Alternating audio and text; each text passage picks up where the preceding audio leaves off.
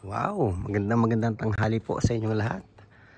Yan, August 6, 2025 na po at ganyan po katirik ang araw dito sa Palayan City.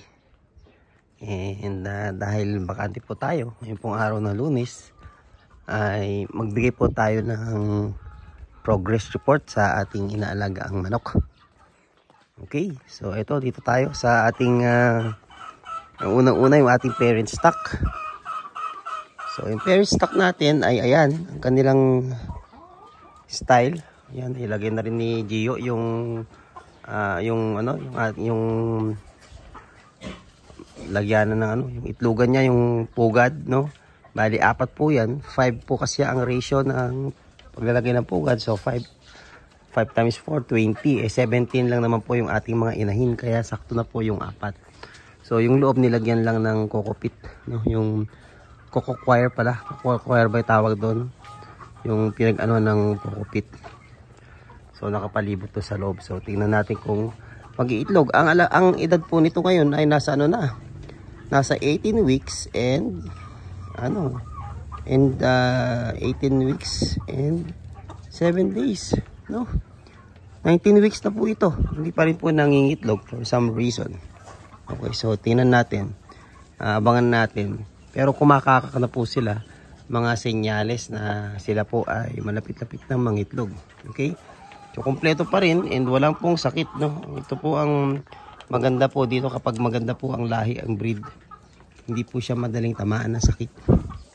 Kompleto rin naman po kasi ang vaccine po nito. So ito guys, yung mga binili ko na day old, no? Day old pa lang guys, nasa akin na itong mga to, kaya nabisado ko yung ibinigay ko sa kanila, mga vaccine sa kanyang pakain. Sa ngayon, ang pinapakain ko sa kanila is Integra 2000 or yung grower ng mga broiler. Pinapalaki ko sila para ma-meet yung requirement na kilo to produce egg. So once po magsimula na mangitlog yan, siguro pag at 5%, saka pa lang ako magko-convert slowly into layer eggs or layer feeds, no? So ang layer feeds naman natin is yung sari manok, layer 1. Okay? So yan po yung ating mga mga manok ngayon. Healthy naman sila yan.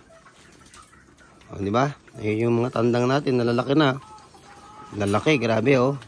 Tatangkad. So 4 po yung tandang and 17 po yung ating mga inhane. So ang nila, yung food supplement nila, pinaghalo ko po yung Bitmin Pro sa kayong Egg 1000. Tigi isang scoop, yun po yung nilalagay ko dyan sa inuminan nila. Saka nagbibigay ako ng activated EM, kaya hindi po nakakatulong po yung EM para hindi maging maamoy yung ating kulungan. So wala pong amoy yung kulungan nila. Yan yung ipa na yan, medyo matagal na, magto 2 months na po yata ipa na yan.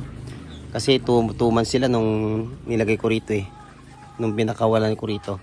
And matataba naman sila. So yung pagkain nila, hinahaluan ko rin po ng mais, no? Yung crumble na mais na binili ko sa mga kiskisan para mas makatipid ako, mas makamura. Okay? So yan, meron tayong 4 na itlog na hapunan. Shoutout kay Gio, siya ang naglagay niyan. Okay? Then yung pong ating mga biniling mga kiti, no, nakaragdagan ay kakatransfer lang po ngayon. Meron ba naiwan doon? Wala naman nang naiwan. So ito po ay lilinisin na at lalagyan po natin ng panibagong mga kiti. Okay? So ito na po sila. Naalala nyo po yung 60 po na binili ko na 1 month old ba yun? Oh, 3 months na po yan. 2 months na po ito. 1 month old ko pong binili itong mga ito. Ngayon ganyan na po sila kalalaki. So honest video lang tayo. Medyo mahihina po itong mga manok na to. Okay, meron silang mga nagkakabulutong sila. Nagkaka-spot sila, ayan. Pero so far naman wala pa namang namamatay. Kanya nga lang may mga spot sila. Parang kagat ng lamok siguro, ewan, na nagiging butlig, parang ganon. Kaya inilipat na rin namin sila. So far naman, overall naman, healthy naman sila. And ayan nga, nilagay natin sila dyan sa kanilang kulungan. Ang ating bedding ay sako with mat. Then pinatungan lang namin ng ipa Then nilagyan ng plastic matting para naka-elevate. Kung gusto nilang tumaas, akyat sila dyan. Medyo mainit po dito sa kulungan nila na to. Kaya makikita ninyo paano yung mga pakpak nila. Lalo ngayon na matirik ang araw. Pero kaya naman po nila yan. Okay? Kaya nila yan. So far yan po, ang pinapakain ko sa kanila ay kung ano yung pagkain ng ating parent stock. So grower po yun. Grower na din hinahaluan ko po ng mais, na crumbled na mais. So 1:5. 1:4. Isang crumbled na mais, 4 na feeds. Okay? Meron tayong isang medyo na ano kasi yun. Ayun yung nasa ilalim na yun. Ayun, yun dun. Kanina kasi nung nagpapainom ako ng tubig, nadaganan nila kaya medyo hindi maganda ang pakiramdam. Okay? So yan po yung ating mga manok, kompleto pa naman, 65 po yan ang binili ko. And then siguro magdadagdag pa ako ng isang feeder na ganon para lahat kumakain, kasi dito parang dalawa, meron pang hindi nakakain. So magdadagdag ako bukas ng isa pang kulay pula na ganyan, and then ipainumin na isa pa rin. So yung inuminan nila ubos na. Ayun o, ubos na yung inuminan nila. So dito ang binibigay ko po ay Vitamin Pro saka EM din, yung effective microorganism. Yan, nakakatulong po yun para hindi umamoy yung inyong kulungan. So pag na solusyonan mo yung pag-amoy ng kulungan, masosolusyonan mo rin yung mga langaw. Kasi ang mga langaw ay na-attract po sa mabahong amoy ng mga ipot na manok. So kung yung ipot nila or yung internal nila is merong EM or microbes na nakakaalis ng amoy, so syempre yung iipot nila, the drop nila, meron na agad mga microbes na magtutuloy na kumain ng mga ammonia. Okay? So yan. So tingnan ko lang. Tatlong sako po yung inilagay kong ipa dyan. Then observe natin hanggang kailan natin siya pwedeng linisan. Ayan, matatakaw po yung ating mga manok. So yan ang gusto natin, yung kumain sila ng kumain, mag-agawan sila. Ayan, siguro i-reset ko lang itong ating kainan. I-rearrange lang natin para hindi sila nagtutulak-tulakan. And obviously kulang pa po tayo ng isang kainan. Ayan, bibili na lang po ako ng another. Okay? So yan, ito naman ating mga ating mga kahit luging manok, 35 na piraso. Tuloy-tuloy po ang kanilang pangitlog, no? Nakakamaigit isang tray po sila sa isang araw. Target po sila. So 35 naman po na piraso yan. Okay lang po yan, no? Yan lang. Yan po yung ating mga production. And so far naman, masaya naman ako sa result nito. So hindi naman siya matagal i-maintain. Tuwing umaga, pakain ka lang, lagay ka lang ng pagkain. Sa isang ganito, isang payless ay isang cup. So 277 grams sa isang ganito. So nasa mahigit 100, siguro nasa 120, 110 grams sila per day. Morning lang po ako nagpapakain. So yan po yung mga natitira sa pagkain nila. Then bukas ko na po yan ulit papakainin. Okay? So yan, tuloy-tuloy, hindi na po sila nagkakasakit ngayon. Mas maganda yatang tatlo-tatlo lang. Yan, kasi nung tatlo-tatlo lang sila sa isang kwarto, yan medyo matagal na bago na sundan yung mga namamatay. Kaya na nila init. Dito lang may 4 yan. Yung portion na may 4 din. Mayroon isa doon. Hindi ko ginagalaw kasi po pag nilipat mo yan guys, tutukaan. So gusto nila yung mga ka-roommates nila. Pag naglagay ka ng isa doon, tutuka-tuka, nag-aaway sila guys. No? Kaya okay lang yan.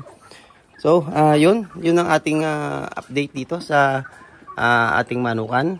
And yes, may mga kulang pa po tayong gawin dito. Linisan siguro ng konti yan, kanilang feeder. Yung ilalim, isa ko. So ilalim yan, more than magtutumas na yatang hindi ko inaalis yung ilalim. No? Kaya medyo nagbi-build up na po yung kanilang mga droppings. Okay naman, wala naman pong langaw. Hindi naman umaamoy kasi nilagyan ko po ng EM yung ilalim. So EM ipa, then hindi ko na inaalis. So importante po huwag basa. Ang importante po laging tuyo po yung ilalim para hindi po mag-build up yung ammonia. And then may EM ka palagi. EM, effective microorganism yun. EM, activated EM.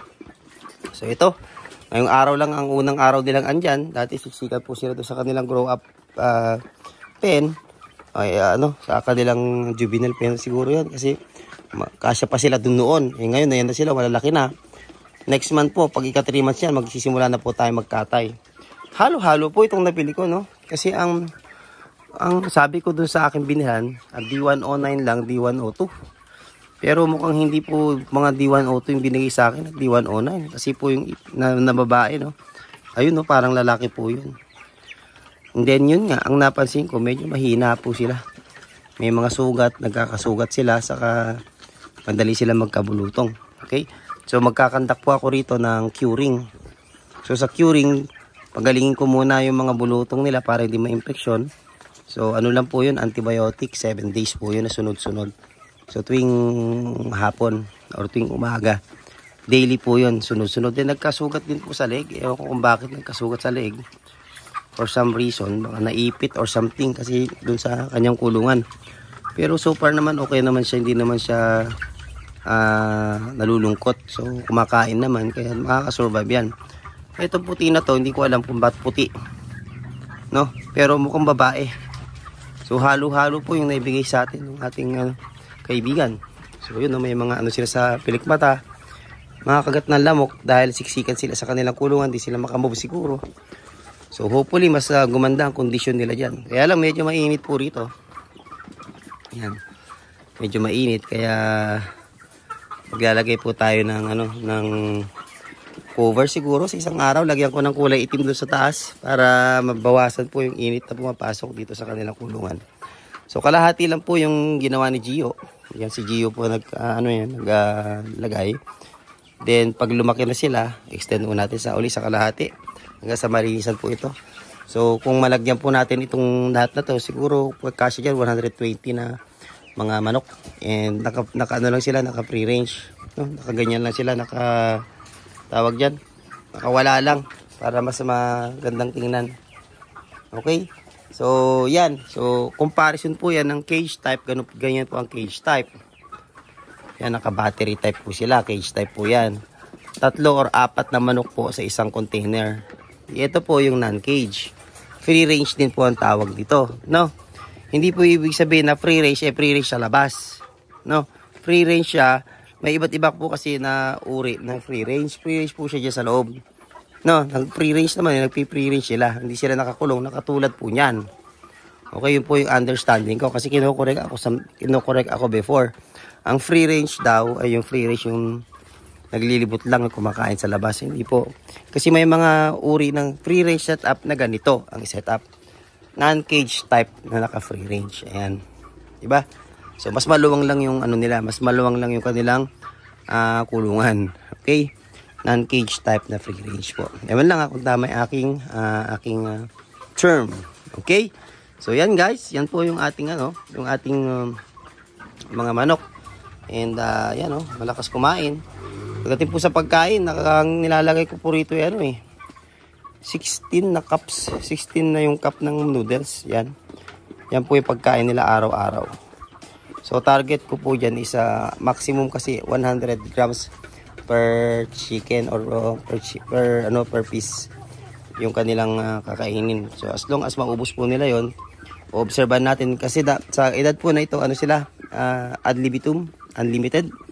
So unlimited then pero tatansyahin mo rin, titingnan mo rin yung feeds na nilalagay para makapag-adjust ka. So sa hapon ang bigay ng mga dahon-dahon para meron silang nakakain mga fiber, mga green leaves yan. Then sa umaga ang bigay natin ng mga feeds. Okay? So kailangan magbigay tayo ng feeds para ma-sustain yung kanilang kanilang paglaki. So far naman ayan, lalaki na. 2 months, mahigit 2 months. 2 months and ilan? 2 months and 16 days. Oh, ibig sabihin nasa na pala to? Magti 3 months na po ito eh. Okay, magti 3 months na, na lang, 2 weeks na lang, magti 3 months na. Okay? So, yun. Yun po yung ating mga update. So, nandito po sila, pumupunta po sila sa gilid dahil mainit po sa banda doon. Okay, tinitingnan ko, mainit po sa banda doon. Kaya mag-a-adjust po tayo ng ating kulungan para hindi sila masyadong naiinitan. Okay, pero kayang-kaya po nila yan. Malalakas po sa heat resistant po ang mga manok na yan. Alright. So yun mga kaibigan ang ating update for today. So hindi pa nila sinasampahan yung Yan o, nagdadaan.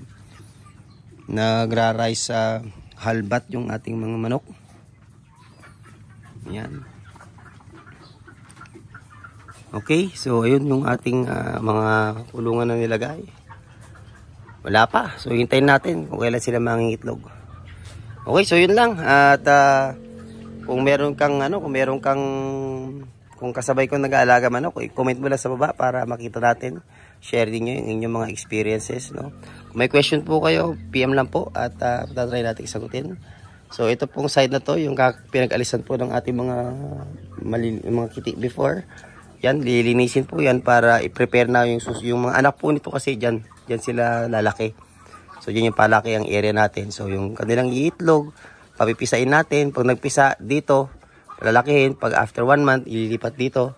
Then ito, mumove dito. Ganun, umiikot po siya para may proseso po yung ating pagpapalaki ng mga manok. Okay? So ito pong lahat ay for meat and egg production. Dual type. So tingnan natin kung makakagawa tayo ng negosyo dito sa sa project po na to. Okay? So yun lang mga kaibigan. At maraming salamat sa inyong pagsubaybay. Kita-kita po ulit tayo sa susunod nating video. Bye-bye!